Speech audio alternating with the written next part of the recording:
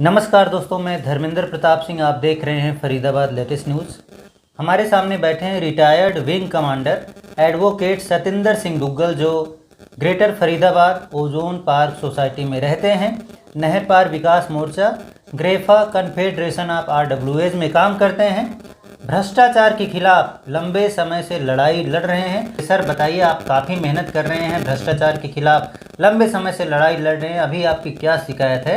आज मैं एक स्पेसिफिक मुद्दे के बारे में बात करना चाहता हूं। एक भूतपूर्व जॉइंट डायरेक्टर रहे हैं इंडस्ट्रियल DIC में, जो कि डिस्ट्रिक्ट रजिस्ट्रार ऑफ सोसाइटीज के बतौर वो रिटायर हुए और अब वो जगह जगह एडमिनिस्ट्रेटर के बतौर वो काम कर रहे हैं और इस वक्त कुछ गुरुद्वारों में वो एडमिनिस्ट्रेटर लग रखे हैं। और उसके अलावा वो ओजोन पार्क RWA के वो एडमिनिस्ट्रेटर बनाए गए थे, जिसमें बतौर वो लगभग 3 महीने यहाँ पर रहे ओजोन पार्क में। मैं ओजोन पार्क का निवासी हूँ और उनके जाने के पश्चात और उनके ड्यूरेशन में ही कुछ ऐसी हम लोगों को भनक मिलना शुरू हो गई थी कि वो RWA के सोसाइटी के मेंबर्स के पैसों का दुरुपयोग कर रहे हैं और गलत तरीके से उसका इस्तेमाल कर रहे हैं और अपनी जो उनको जो शक्तियां नहीं दी गई उन शक्तियों का नाजायज फायदा भी उठा रहे हैं और गलत अपने पद का उन्होंने दुरुपयोग किया।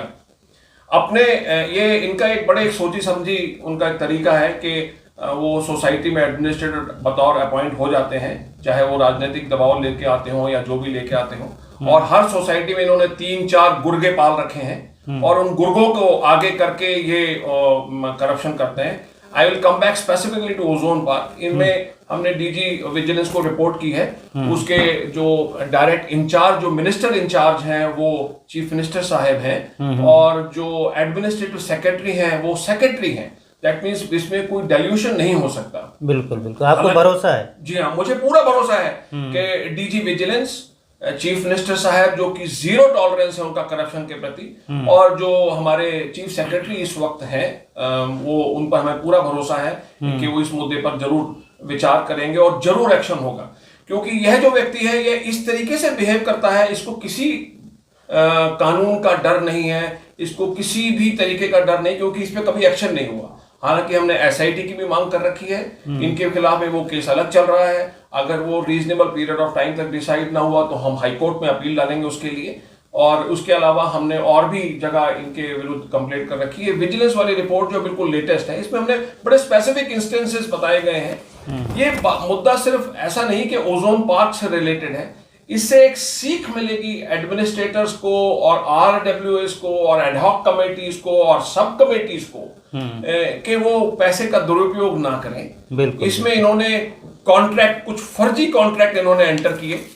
थोड़ा सा बताइए क्या क्या इन्होंने कुछ फर्जी, मैं ज्यादा आपको डिटेल में बताना नहीं चाहूंगा, क्योंकि मैं ऐसा मानता हूं कि ऑल्दो उनके पास में रिपोर्ट गई हुई है, पर भी क्योंकि उनके मैटर में संज्ञान में है, सारी डिटेल यहाँ पर है।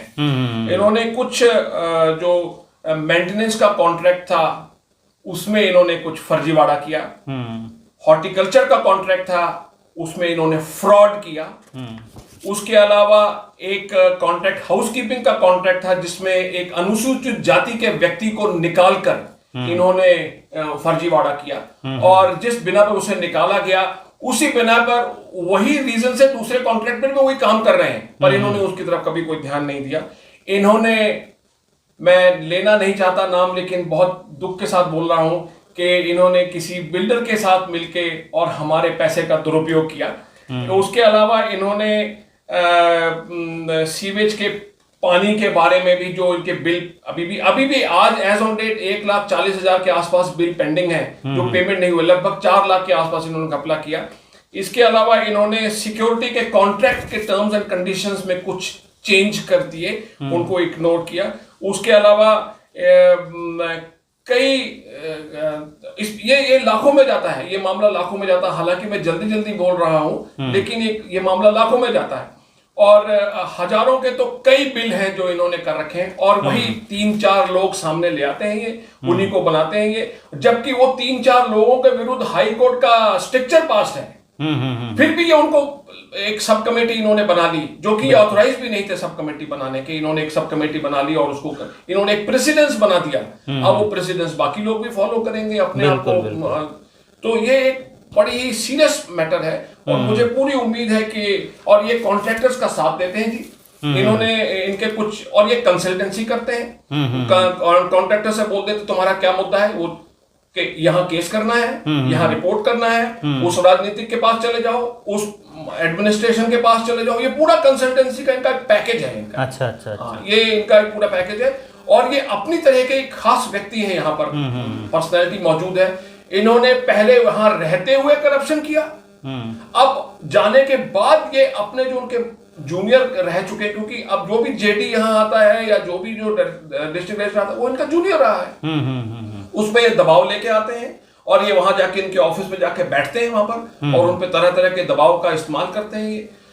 तो ये काफी सीरियस मामला है और मुझे पूरी उम्मीद है कि इस मामले में सरकार डीजी विजिलेंस संज्ञान लेंगे, चीफ मिनिस्टर साहब संज्ञान लेंगे और चीफ सेक्रेटरी साहब संज्ञान लेके इस व्यक्ति के अगेंस्ट में और इन एक्ट्स के अगेंस्ट में एक्शन लिया जाएगा। क्या कार्रवाई हो सकती है? आप वकील भी हैं तो थोड़ा सा बताइए, कौन से एक्ट के तहत कार्रवाई होगी और क्या एफआईआर भी इनके खिलाफ दर्ज होगी? क्या थोड़ा सा बताइए प्रोसीजर। देखिए, एक केस तो इनका बनता है बड़ा clear cut, corruption prevention of corruption act के अंतर्गत, जिसे कि हरियाणा गवर्नमेंट ने अडॉप्ट कर रखा है। उसके अलावा हरियाणा गवर्नमेंट का विजिलेंस डिपार्टमेंट का अपना मैनुअल है, मैनुअल में बड़ा क्लियर उन्होंने करप्शन दिया हुआ है, किसकी क्या पावर दी हुई है वो है, और वो हमारी जो हरियाणा गवर्नमेंट है उसने वो उसको पास कर रखा है। उसके अलावा सोसाइटी एक्ट जो है उसके अंतर्गत भी ये एक्शन ले सकते हैं। बिल्कुल। और उसके अलावा जो है ये एफआईआर तो जरूरी दर्ज हो सकती है, ना सिर्फ उनके अगेंस्ट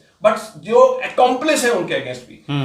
अभी तक एक बड़ा अजीब नजरिया देखने को मिला है, लोग सोचते हैं कि हम पर कुछ हो नहीं सकता, और ये जो भावना है कुछ नहीं हो सकता, ये ना सिर्फ उस व्यक्ति को बढ़ावा देती है और उसके आसपास जो लोग होते हैं वो इस चीज से एनकरेजमेंट लेते हैं कि जब बॉस का कुछ नहीं हुआ तो हमारा क्या होगा। बिल्कुल। और अभी ग्रेटर फरीदाबाद में तो इतने केसेस आ चुके हैं, कम से कम 12 या 15 लोग हैं, हम लोग इकट्ठे हो चुके हैं। हम सोच रहे हैं कि इनका एक विरोधी मंच बना दें और विरोधी मंच बना के हम एक ज्वाइंट अपील डालेंगे, ज्वाइंट पिटीशन डालेंगे, CWP डालना होगा, जो भी करना होगा हम लोग जब, और सब लोगों ने काफी मटेरियल इकट्ठा करके हमको दिया है कि इनके 20-22 साल 25 साल के टेन्योर में इन्होंने क्या क्या किया है। मैं ज्यादा यहाँ खुलासा नहीं करना चाहता, वो तो as a matter of time, और हमें पेशेंस है, हम इंतजार करेंगे, हम न्याय के पास हमने गुहार लगानी शुरू कर दी है। हम because there may be some delay in justice, but we are very sure that justice will never be denied to us, and this person will be brought to book, his gurgas will be brought to book, and the way he has spread the corruption in and this is only about the being as a district registrar. He has also been joint director of industries. There are cases of disproportionate assets, and there are other cases also which I don't want to get and dwell into at this particular time. अंत में DG vigilance साहब से क्या मांगे, थोड़ा सा अपनी मांग बता दीजिए, क्योंकि भरोसा है आपको उन पर, सीएम साहब पर भी भरोसा है। हाँ, बिल्कुल। तो चूंकि आपने डीजी विजिलेंस के पास डायरेक्ट शिकायत की है, तो थोड़ा उनसे क्या मांग है बताइए, अपील क्या है? मेरी डीजी विजिलेंस साहब से ये अपील है कि इस मैटर पर विजिलेंस इंक्वायरी ऑर्डर करें और जो विजिलेंस टीम हो वो सारे डॉक्यूमेंट्स जो हमारे पास में हैं, जिनकी फोटोकॉपी हैं, उनके ओरिजिनल्स ऑफिस में से अपने पास में जब्त करें, उनका फॉरेंसिक ऑडिट करें, उनको डिटेल में स्टडी करें, और जहां भी जो केस बनता है उसके हिसाब से पर्चा दर्ज करें, चार्जशीट बनाएं, और corruption prevention of corruption act में और भी कई चीजें बनती हैं, वो उनको मालूम है, अच्छे तरीके से मालूम है, because he is been expert on this and he has dealt with the issues very carefully in past also, and we are hopeful that he will do the justice. ठीक है, थैंक यू वकील साहब, धन्यवाद।